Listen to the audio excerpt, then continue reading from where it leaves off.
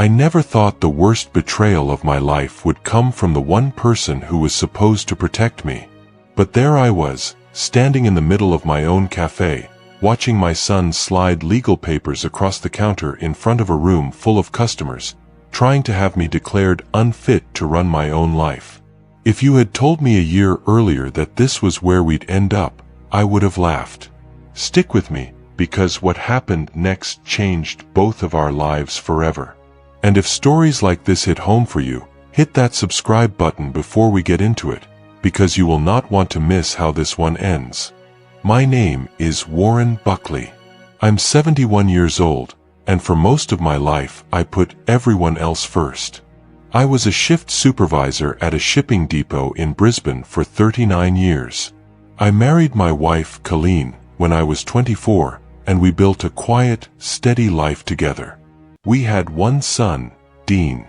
Colleen and I always dreamed of opening a little cafe by the river, somewhere people could sit with a coffee and a plate of something warm and just talk.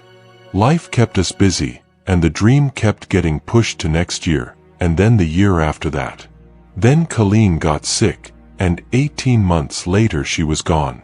I sat in that empty house for a long time after the funeral, staring at walls that used to have her laughter in them. Friends brought casseroles for a few weeks, and then the phone calls slowed down, and then it was just me and the quiet. I'd wake up some mornings and forget for half a second that she wasn't in the kitchen humming to herself while the kettle boiled.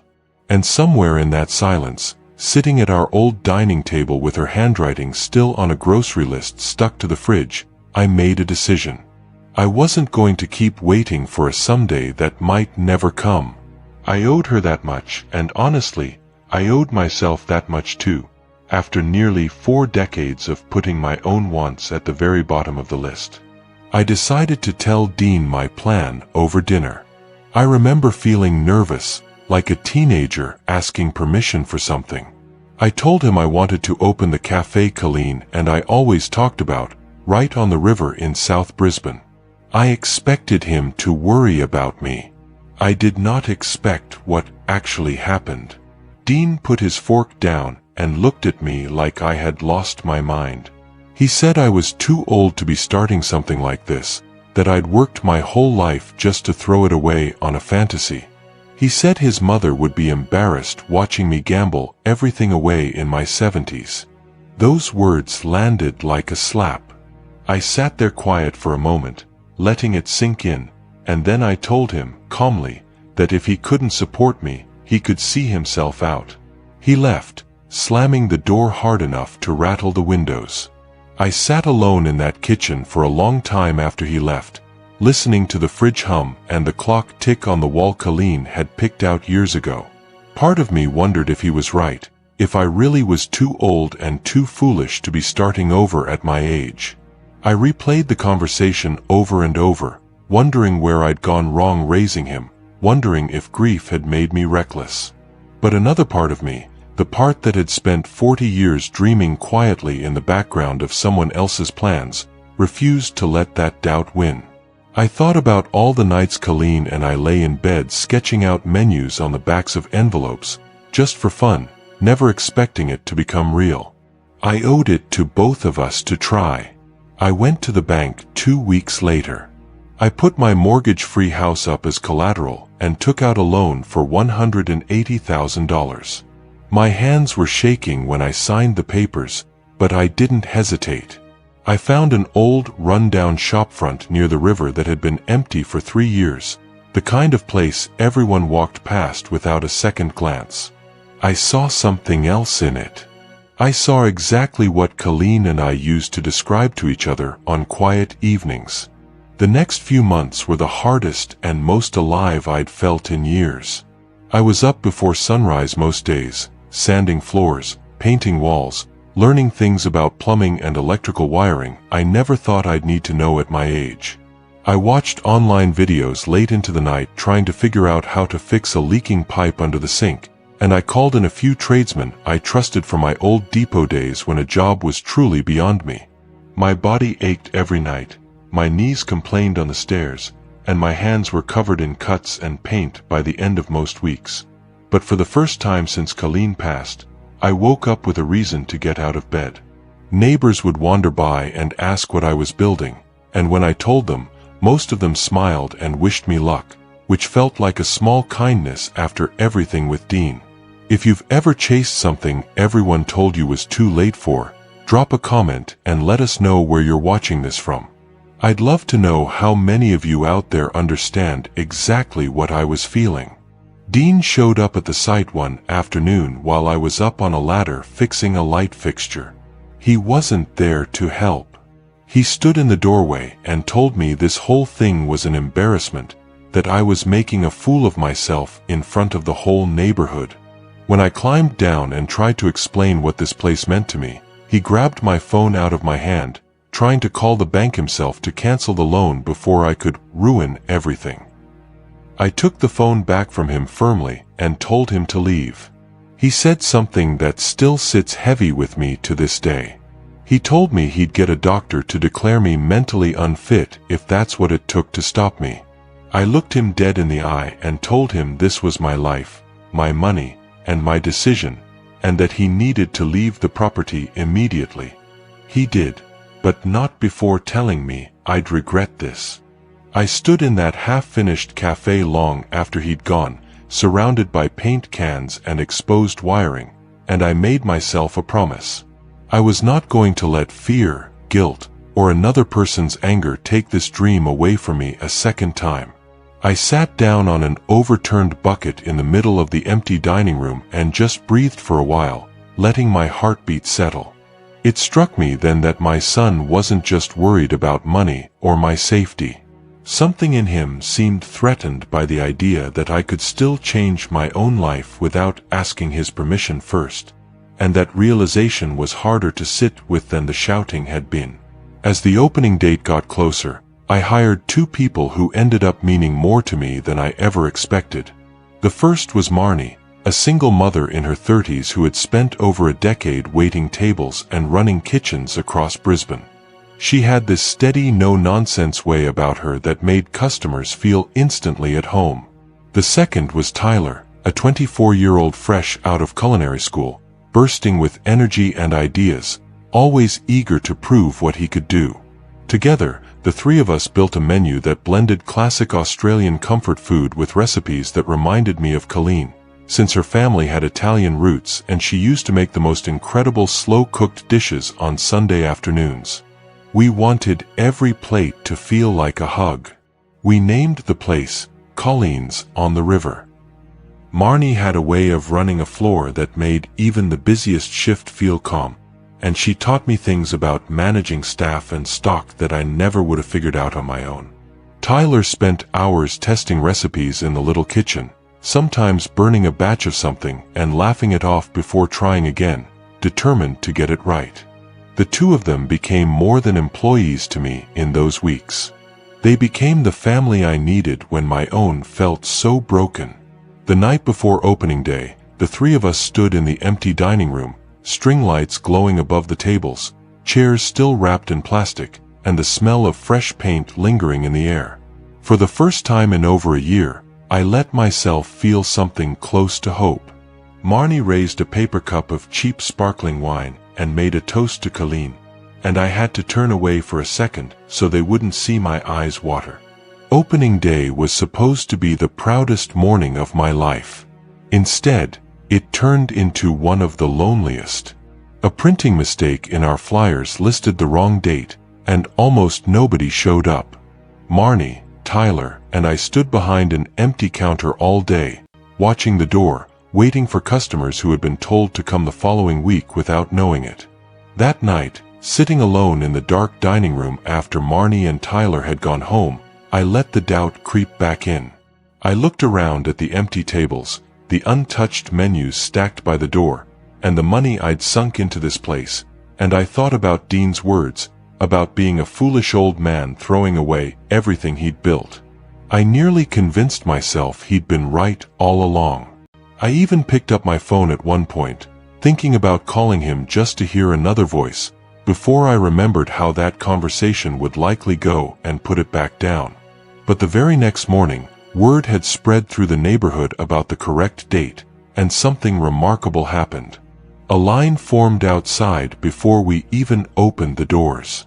By midday, every table was full, and people were waiting on the footpath along the river for a seat. The kitchen was slammed, the till was ringing constantly, and Marnie kept looking over at me with this enormous grin on her face. That night, exhausted and overwhelmed, I finally let myself cry, but this time it wasn't from sadness. Word about Colleen's on the river spread fast. Local food bloggers wrote about it, a Brisbane radio host mentioned it during his morning show, and within a few months we were turning away customers most weekends. It felt surreal watching something I built from nothing become a genuine gathering place for the community. But success didn't soften Dean. If anything, it made things worse. One busy Saturday afternoon, he walked straight into the middle of the packed cafe carrying a folder of legal documents. In front of stunned customers and my staff, he tried to force me to sign papers that would have had me declared mentally incompetent, giving him control over my finances and, by extension, my cafe. I felt every eye in that room on me, forks paused halfway to mouths, conversations dying down to nothing. I took a breath, looked at my son, and told him calmly but firmly that I would not be signing anything, that I was of sound mind, and this cafe was proof of exactly that. He raised his voice, accused me of humiliating him in front of people he used to know, and stormed out, warning me this wasn't over. A couple of regulars near the counter gave me a small nod of support once the door slammed shut, which meant more to me than they probably realized. Marnie quietly put a hand on my shoulder, and slowly, the murmur of conversation in the cafe returned to normal, though my hands didn't stop shaking for a good hour afterward. If you're finding this story as moving as I found living it, make sure you're subscribed so you don't miss what happens with Dean later on. Trust me, it's not what you'd expect. Despite everything, the business kept growing. Within a year, we opened a second, larger location closer to the city center, overlooking the Brisbane River near the Story Bridge. A local television station did a segment on my story, calling me proof that it's never too late to start over. Strangers began stopping me on the street to tell me my journey had inspired them to finally pursue something they'd put off for years. I started mentoring a few younger people in the area who wanted to open their own small businesses, sharing what I'd learned the hard way about loans, renovations, and holding on to your vision when everyone around you doubts it. For the first time since Colleen passed, I felt like I had built something that would outlast me, something that mattered beyond just paying the bills. I remember standing in the new location the week it opened, looking out at the water and the traffic crossing the bridge, and thinking about how far I'd come from that lonely kitchen table where I first decided to do this. Colleen would have loved watching the sunset from those big front windows. Meanwhile, I heard secondhand, mostly through an old family friend who still spoke to both of us, that Dean's life had started falling apart. He'd apparently used company resources and work hours trying to build his legal case against me, printing documents and making calls on the company's time, and when his employer found out, he was let go immediately. Financial pressure started closing in on him and his family soon after, and I heard his wife had picked up extra shifts just to keep things afloat. Part of me felt a pang of sadness hearing that, even after everything. Months later, on a quiet Tuesday evening, Dean walked into the cafe. I almost didn't recognize him at first. Gone was the sharp confidence he used to carry. He looked tired, thinner, and older than his years. He waited until the last customers had left before approaching me. He apologized. He told me that fear had driven everything he'd done, fear of losing me, fear of being wrong, fear of watching me fail.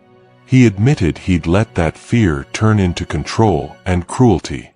Then he asked me for a job, any job, even washing dishes in the back, just enough to help support his own family through a hard stretch.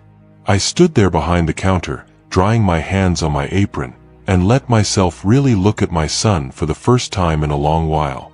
He seemed smaller somehow, none of the sharp edges he used to carry into every conversation with me. I told him that everything he was facing now had come from choices he made, not from bad luck or misfortune. When I needed encouragement, he gave me humiliation. When I needed understanding, he tried to take control. And when I finally succeeded, instead of being happy for me, he tried to tear it down in front of everyone I cared about, in the one place that had come to mean the most to me since losing his mother. I told Dean, without anger and without wanting to hurt him further, that I could not give him a job. I explained that forgiveness and consequences are two different things, and that I had forgiven him in my heart, but that didn't mean I could pretend the past hadn't happened. Some bridges, once burned by betrayal, take more than an apology to rebuild. He nodded slowly, like he already expected the answer, and walked out without another word, the bell above the door chiming softly behind him. I watched him go, and for a moment I felt the ache of losing him all over again, the same hollow feeling I'd carried after Colleen's funeral. But I also felt something steady underneath that ache, a peace that came from finally choosing myself after a lifetime of choosing everyone else first. I don't know if Dean and I will ever fully find our way back to each other, and I've made peace with not knowing that answer right now. These days, Colleen's on the river is still full most nights, the smell of coffee and something slow-cooked drifting out onto the footpath along the water. Marnie runs the floor like she owns the place, and Tyler has started teaching a couple of younger cooks the same way I once watched him learn. I think about Colleen every single day I walk through those doors, and I like to believe she'd be proud of what we built, even years later than we planned, and even with all the heartache it took to get here. If this story moved you the way it moved me telling it, let us know in the comments where you're watching from, and don't forget to subscribe so you don't miss the next story. Thank you for sitting with me through this one.